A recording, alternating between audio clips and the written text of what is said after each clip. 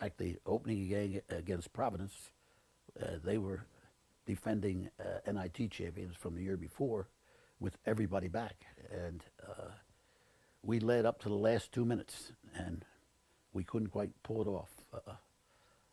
You'd like to blame the officials. You know, we had to go up to Providence, and they were heavily favored, but the officials had nothing to do with it. It was a well-refereed game, and we just kind of collapsed a little bit in the last 2 minutes where they caught us, because we had, with about 4 minutes to play, we were up by 5, and we couldn't continue it. But it was a great effort in any case. They were kind of cocky, but they knew that we had a pretty good team because we had gone to the we had gone to the Final Four the year before of the Division II, and it wasn't that they held us cheap or anything like that, but they were cocky, playing in their own place and coming off winning the NIT, and the fact that our guards were every bit as good as theirs. Ray Flynn and Vinny Ernst, Vinny was the most valuable player in the NIT the year before. Eddie Pfeiffer was better than he was.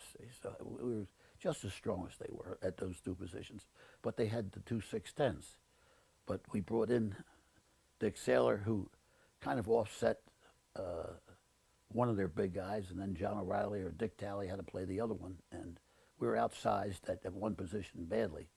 And going into the game, we were sure that we could give them a game, and with a minute and a half to play, we were tied, and they eased ahead. We didn't score in the last minute or so. So it was a good effort on our part, because you're playing at their place. And because I remember they had a priest as athletic director, and afterwards he said, "You're not coming back." He said, "We can't play you guys again." So he was very, very good about it. Providence had a great lineup. They had two really good big men. One of them was John Thompson, by the way. He was the coach at Georgetown for all those years. And then, what the hell was the other guy's name? Hadnot? Yeah, you got the same, that's correct. Yeah, Jimmy Hadnot, another big 6'9" guy.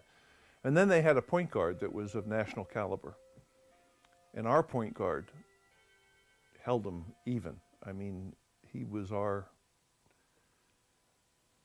I get amused by, over the years, that people tell me they've just come to Mount St. Mary's and they tell me what a great point guard so-and-so was, or what a great point guard so-and-so was. There was only one that you compare him to, and that was Eddie Pfeiffer. He